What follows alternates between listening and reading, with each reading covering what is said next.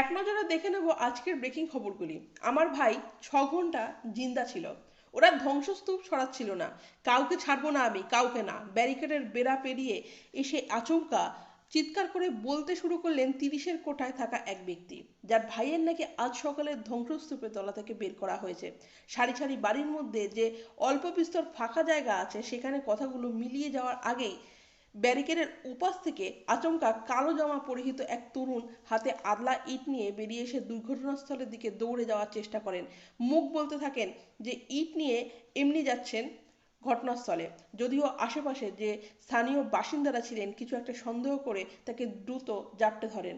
আর তাদের সন্দেহ যে ঠিক ছিল সেটা কয়েক সেকেন্ডের মধ্যেই কার্যত স্পষ্ট হয়ে যায়। স্বজন হারানোর যন্ত্রণাটা চূড়ান্ত রাগে পরিণত হয়েছিল। সেই রাগ সামলাতে না পেরে সম্ভবত কাউকে একটা মারতে উদ্যত হয়ে পড়েছিলেন। 4 থেকে 5 জন কর্মক্রমে তাকে সামলে ভেতরে পাঠিয়ে দেন। মঙ্গলবার সকাল দুপুর গার্ডেন রিচের আজহার মোল্লা বাগান এলাকার ছবিটা ঠিক এরকমই ছিল। সবটা প্রকাশ্যে আসছিল না, কিন্তু ক্ষোভের আগুনে পাঁচটা পুরোপুরি চেপে রেখা হচ্ছিল কোনোভাবেই। আগুন যাতে সংবাদ মাধ্যমের কাছে ছড়িয়ে না পড়ে তা নিশ্চিত করতে কোনো কসুর ছাড়ছিলেন না এলাকার দাদারা। কেউ ভালোবাসার ডাক দিয়ে বলছিলেন যে আসুন না, ইন্টারভিউ করিয়ে দেবো। কেউ কেউ আবার সরাসরি হুমকি দিলেন ফোন যেন বের করা না হয়, ফোন নিয়ে না হবে, ফেরত পাওয়া যাবে না আর। অন্যদিকে জগদ্দলের পরিবার ভদ্রেশ্বর শ্রমিক অসন্তোষের জেরে বন্ধ হয়ে গেল রাজ্যের আরও একটি জুট মিল। ওই লোকসভা কেন্দ্রের বিজেপি প্রার্থী অর্থাৎ হুগলির বিদায়ী সাংসদ শ্রমিকদের সমস্যা সমাধান নিয়ে আশ্বস্ত করেছিলেন, কিন্তু সেই আশ্বাসে কাজ হলো না। তারপরে সোমবার রাতে জুট মিলের গেটে তালা ঝুলিয়ে দেন কর্তৃপক্ষ। এর ফলে লোকসভা ভোটের আগে কর্মহীন হয়ে পড়লেন জুট মিলের 3,000 শ্রমিক। এই সিদ্ধান্তকে কেন্দ্র করে ক্ষোভে ফেটে পড়েন শ্রমিকরা। তারা জুট মিলের গেটের বাইরে ধর্নায় বসেন। জানা গেছে ওই শ্রমিক অসন্তোষ চলছিল গত কয়েকদিন ধরেই। জুট মিলের শ্রমিকদের অভিযোগ, চুক্তি না মেনে তাদের ওপর কাজের বোঝা চাপিয়ে দিচ্ছিল মালিক পক্ষ। এমনকি শ্রমিকদের অন্য বিভাগে বদলিও করা হচ্ছে। এই নিয়ে প্রতিবাদ করা এর আগে 15 জন শ্রমিককে বহিষ্কার করা হয়েছিল। তার প্রতিবাদ এবং তাদের কাজে ফেরানোর দাবিতে জুট মিলের শ্রমিকরা সোমবার সকাল থেকে কাজ বন্ধ করে গেটের সামনে ধর্নায় বসেন। যদিও সেই সময় শ্রমিকদের কাজে যোগ দেওয়ার জন্য এবং তাদের দাবি নিয়ে আলোচনার বিস্তর প্রস্তাব দেন জুট মিলের চেয়ারম্যান প্রবল চক্রবর্তী, তবে শ্রমিকরা কাজে যোগ দেননি। আর সোমবার রাতেই কারখানার কাজ বন্ধের নোটিশ জারি করা হয়। প্রসঙ্গত, সামনে রয়েছে লোকসভা ভোট, এছাড়া রয়েছে দল ঈদ, পয়লা বৈশাখের মতো উৎসব। এমন অবস্থায় এতজন শ্রমিক কর্মহীন হয়ে পড়ায় স্বাভাবিকভাবেই সমস্যায় পড়েছেন মিলে 3,000 শ্রমিক। যাব পরের খবর।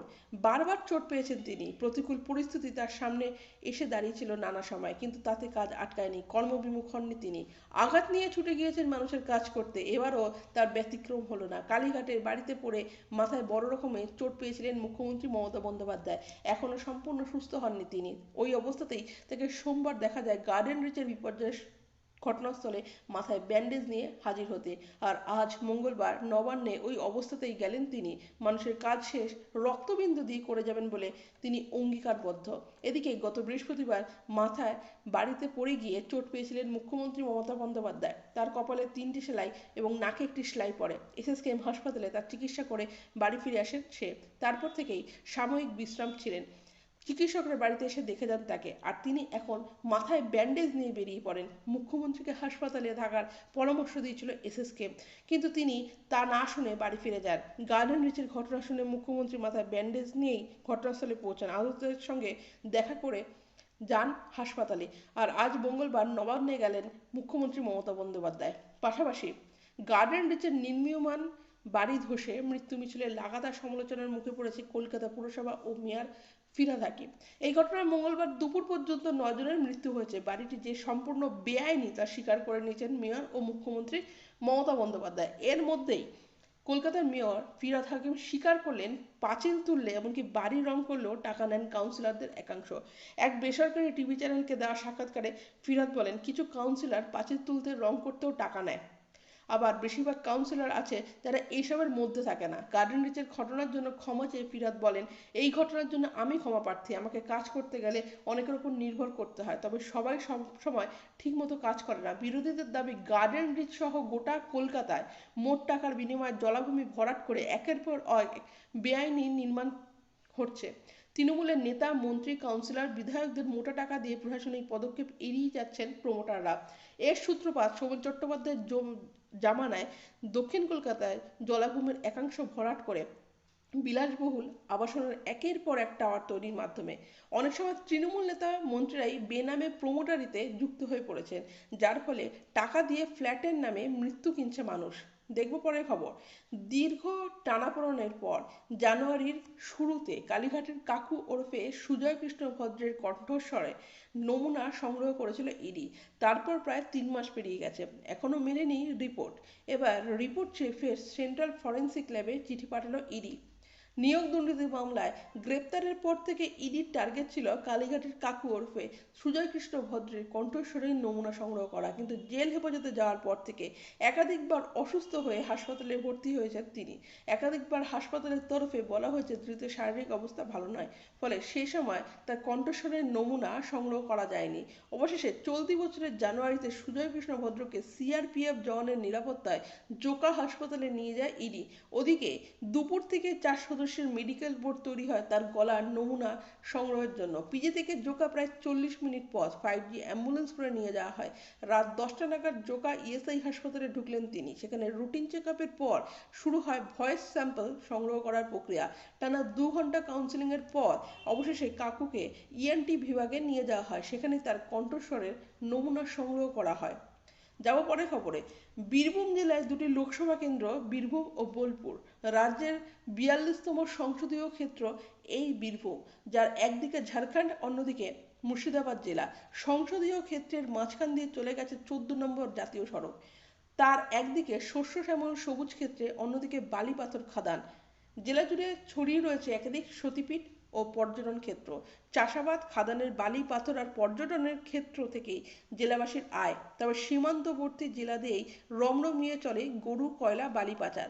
সেই পাচার চক্রকে হাতিয়ার করে ফুলে ফেঁপে উঠেছে জেলার ব্যবসায়ীদের একাংশ। সিবিআই, ইডির লাগাতার অভিযানের দৌলতে সেই গল্প এখন গোটা রাজ্যের জানা।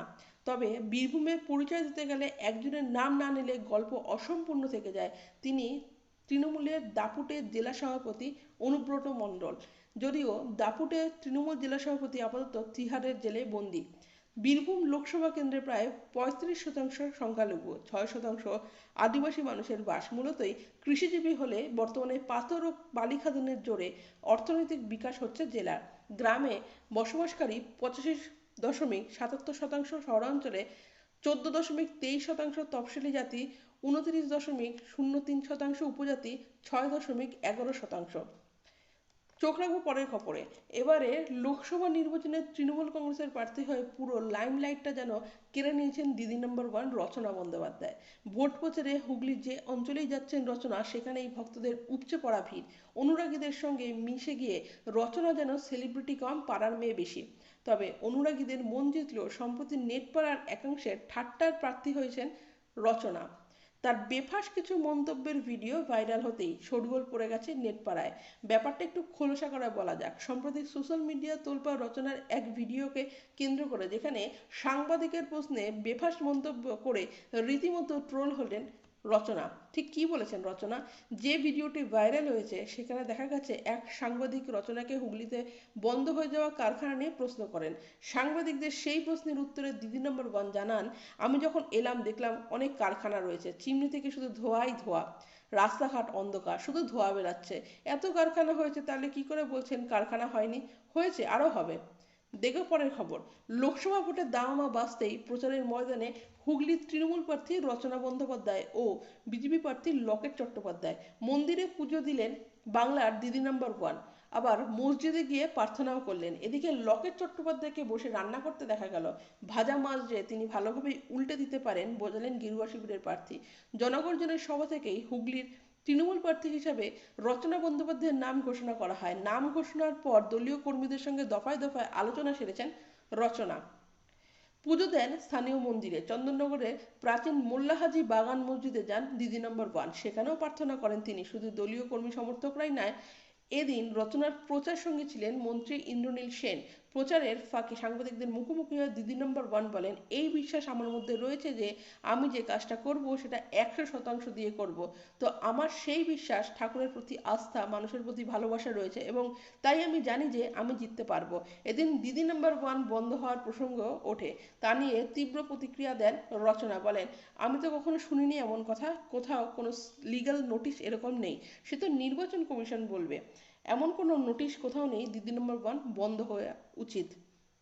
পরের খবর, তামিলনাড়ুতে ভোট প্রচারে এসে আবেগপ্রবণ হয়ে পড়লেন প্রধানমন্ত্রী নরেন্দ্র মোদী। স্মরণ করালেন রাজ্যের বিজেপি প্রাক্তন সচিব ভি রমেশকে। 2013 সালে খুন করা হয়েছিল দক্ষিণী রাজ্যের সালেমকে।